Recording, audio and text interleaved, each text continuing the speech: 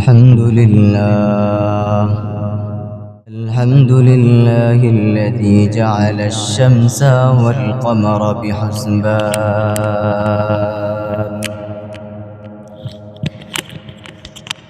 والنجم والشجر يسجدان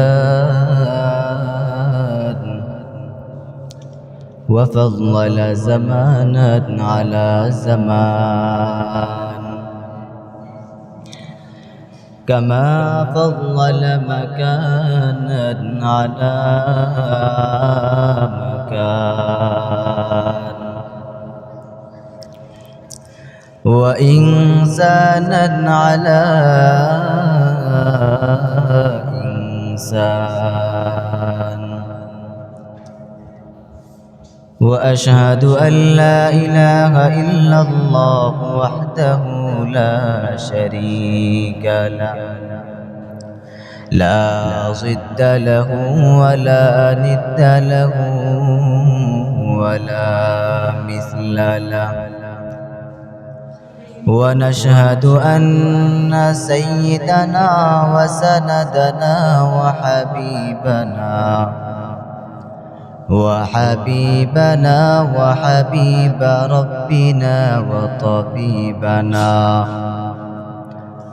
ربنا وطبيب قلوبنا وأولانا ومولانا محمدا عبده ورسوله أما بعد فأعوذ بالله من الشيطان الرجيم بسم الله الرحمن الرحيم قل هل يستوي الذين يعلمون والذين لا يعلمون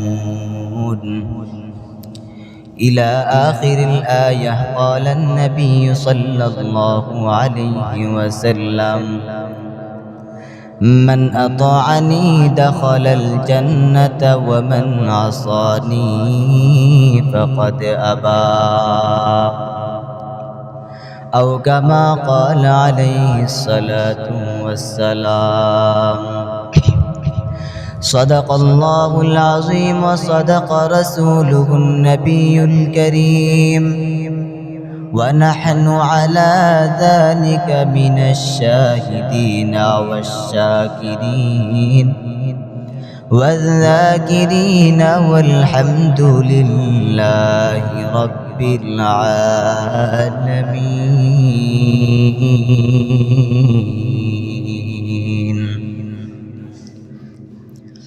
تکبیر میں کلمہ میں نمازوں میں اذامیں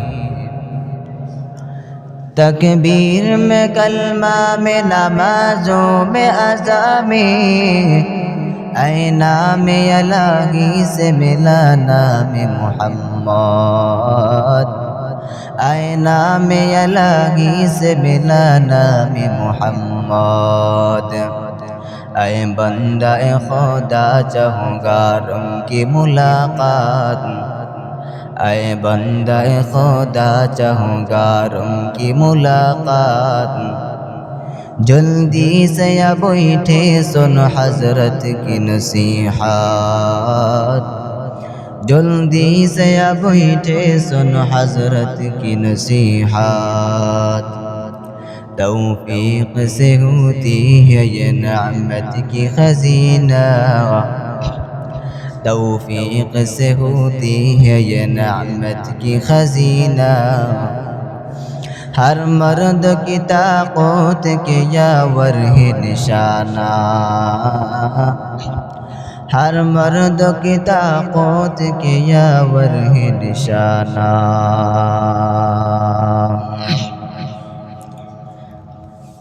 আলহামদুলিল্লাহ, আল্লাহ পাকের দরবারে লাখো কোটি শুকর ও সুজুদ যে মহান রব্বুল আলামিন দুনিয়ার এই ফিতনা ফাসাদের জামানায় দুনিয়ার মধ্যে সবচেয়ে দামি জায়গা, দামি মজলিস, সবচেয়ে দামি ঘর, বরকতময় জায়গা, বরকতময় মজলিসের মধ্যে আল্লাহ পাক রব্বুল আলামিন আমাদেরকে আসার বসার, আমাকে কিছু কথা বলার, আপনাদেরকে শুনবার মতো সেই তৌফিক দান করেছেন।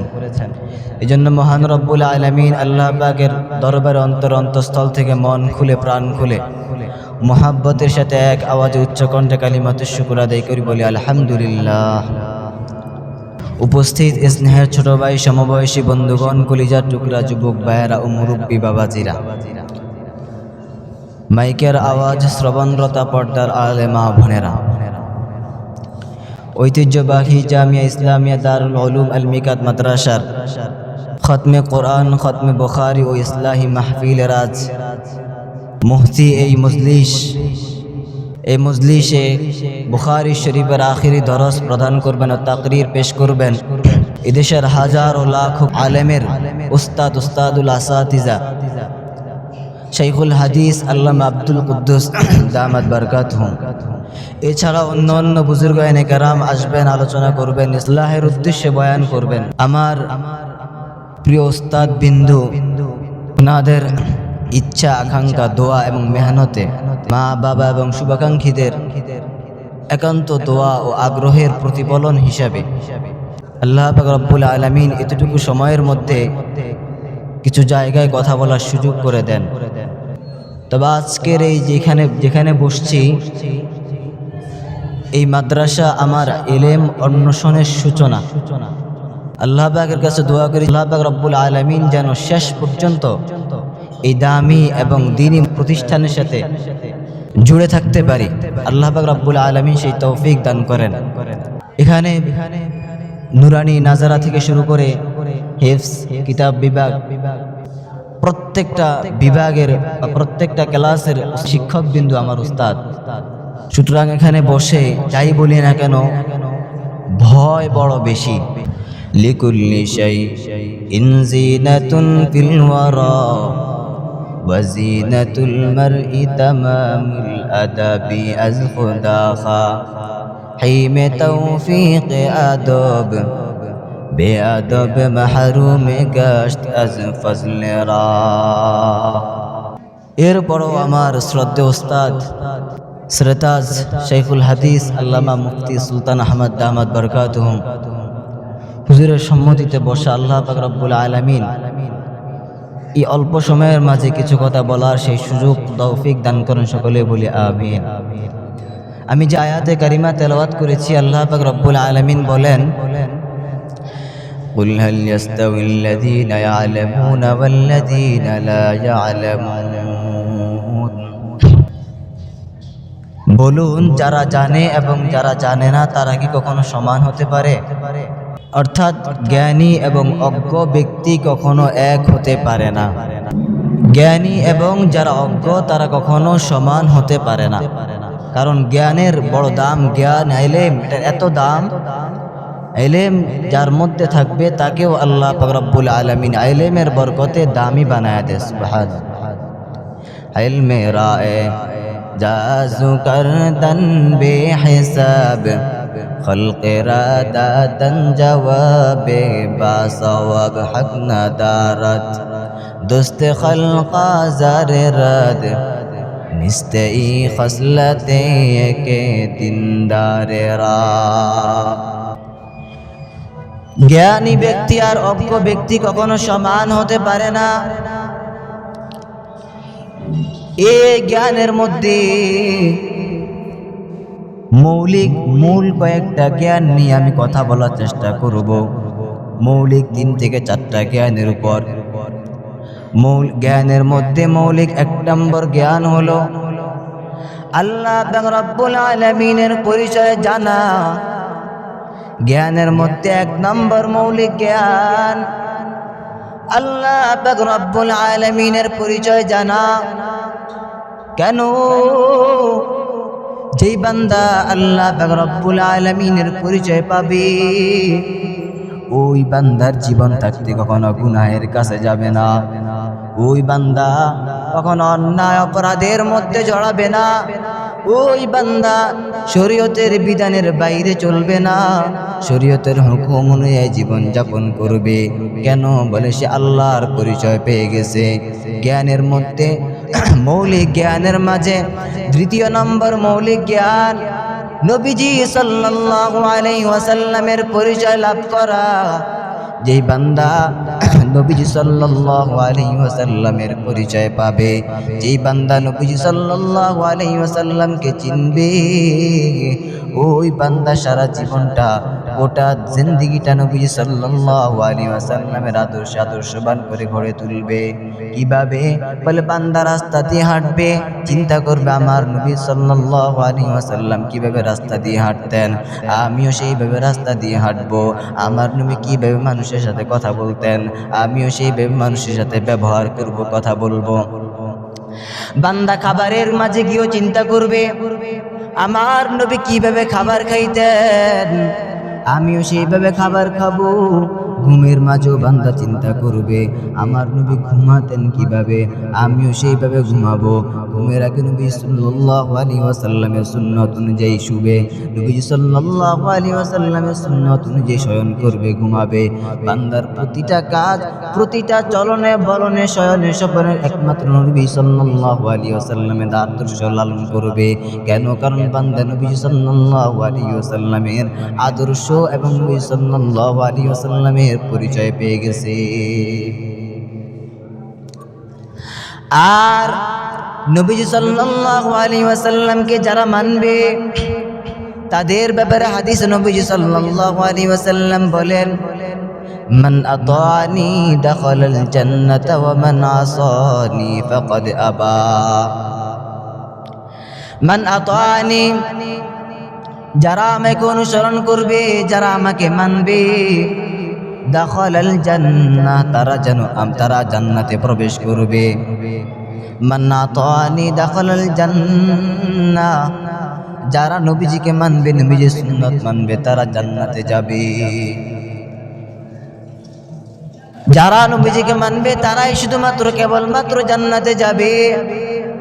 হাদিসের দ্বিতীয় অংশে নবীজি সাল্লাল্লাহু আলাইহি ওয়াসাল্লাম বলেন, ওয়া মান আসানি ফাকাদ আবা, আর যারা আমার আনুগত্য করবে না, যারা আমাকে মানবে না, তারা আমার জান্নাতেও যাবে না।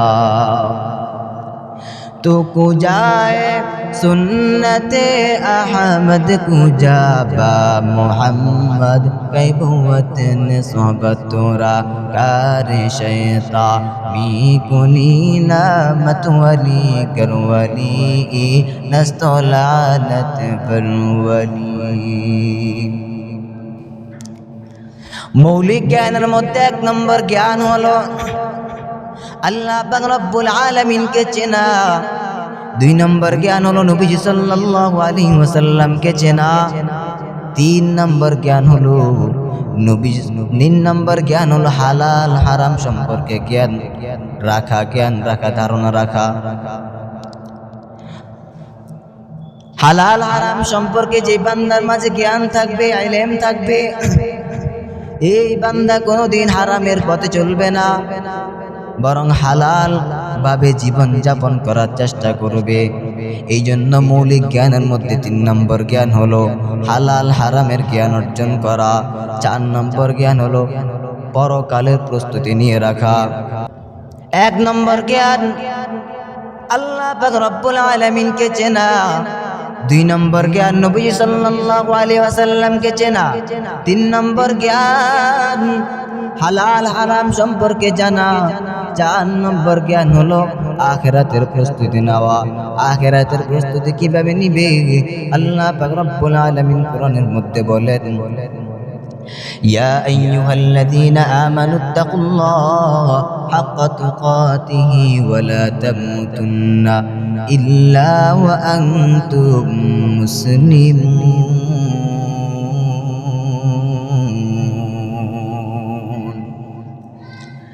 আল্লাহ পাক ডাক দিয়া বলেন, ইয়া আইয়ুহাল্লাযীনা আমানু, হে ঈমানদারগণ,